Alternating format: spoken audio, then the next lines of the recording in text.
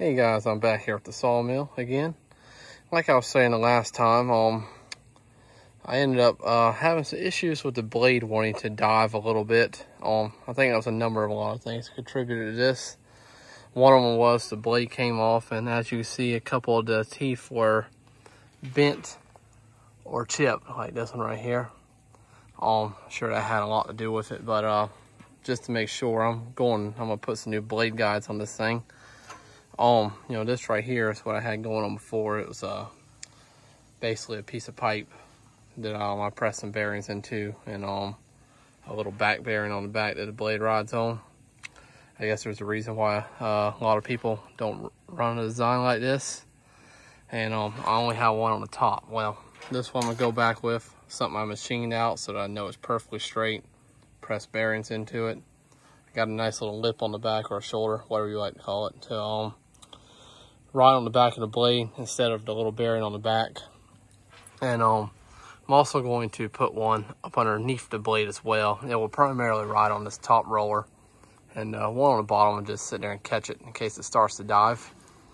But so that's where I'm at right now, and I'm thinking I'm gonna end up cutting all these mounting brackets off and just put something new on here, and something that's adjustable too. But I'll keep y'all posted, and we'll go from there. Well, as you see, I'm pretty far along with the main frame of my sawmill and all that now. Pretty happy with how it's working. But the other day, I was doing some land clearing for somebody on the side, and they had some old equipment, some old junk in the woods. They wanted me to haul off just some old scrap metal, and this is what it turned out to be. Now, it's not in great shape, but this is an old Wood-Mizer sawmill. The main part of the saw, which I could have used a lot of this. It's was an LT40. I'm assuming that means it was a 40-inch cut.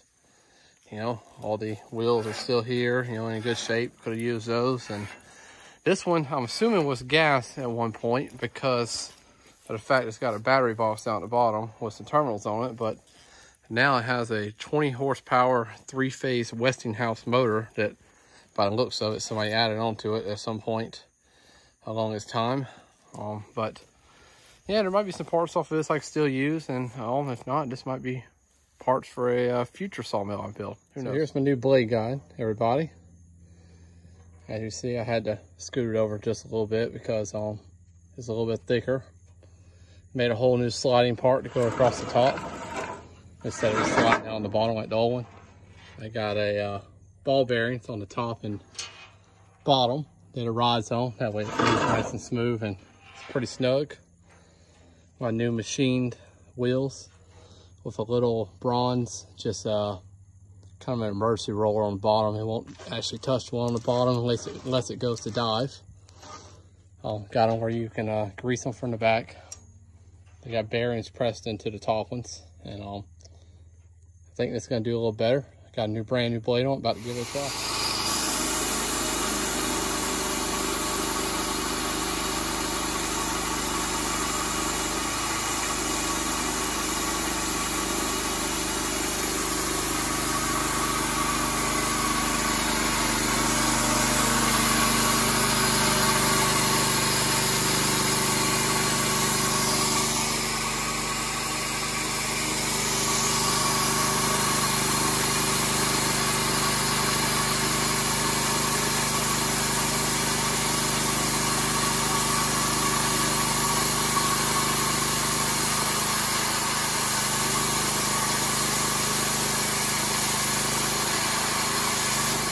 Couple cuts with it.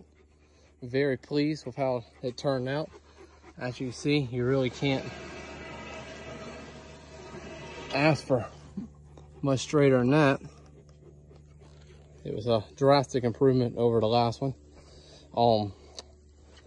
I didn't really show this on the last one here, but I got the blade guides bolted with 4 bolts to a flange plate that I could shim them in and out, and shim either the top or the bottom, or where to get the blade guide adjusted to where it run the angle I want it to. I'm pretty pleased how it turned out with this little test, and I didn't really want to cut a lot till I get water hooked back up to it and all that, but it was just to try it out, and happy with it now. So I think the next step is going to be adding some hydraulics to it. I want to put a cylinder running from the top of here to the top of this plate right here. That way I can adjust the blade guide in and out on the fly.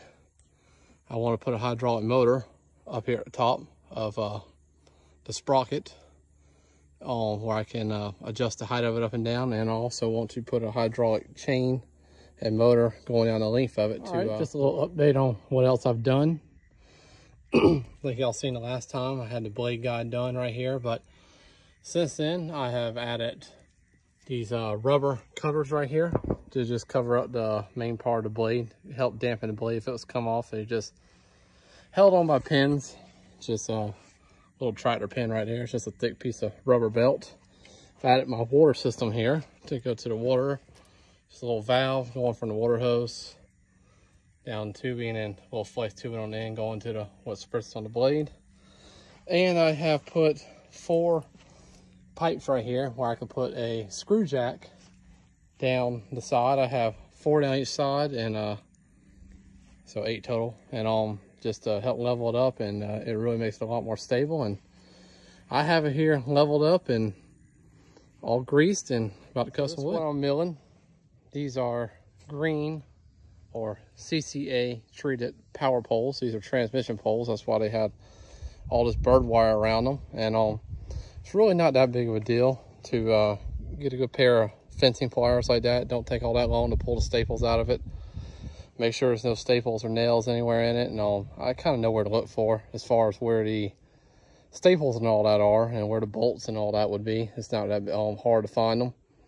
And I pull the wire off, pull the ground wire off all the staples, and I get ready to put them in the mill. And yes, I know these are treated, and I know the dust and all that is, probably not good. That's why when I'm milling these, I do wear a KN95 mask, and I run a lot of water on my mill to really knock the dust down. It makes a little bit more of a mess, but I'd rather have a little bit more of a mess than deal with dust.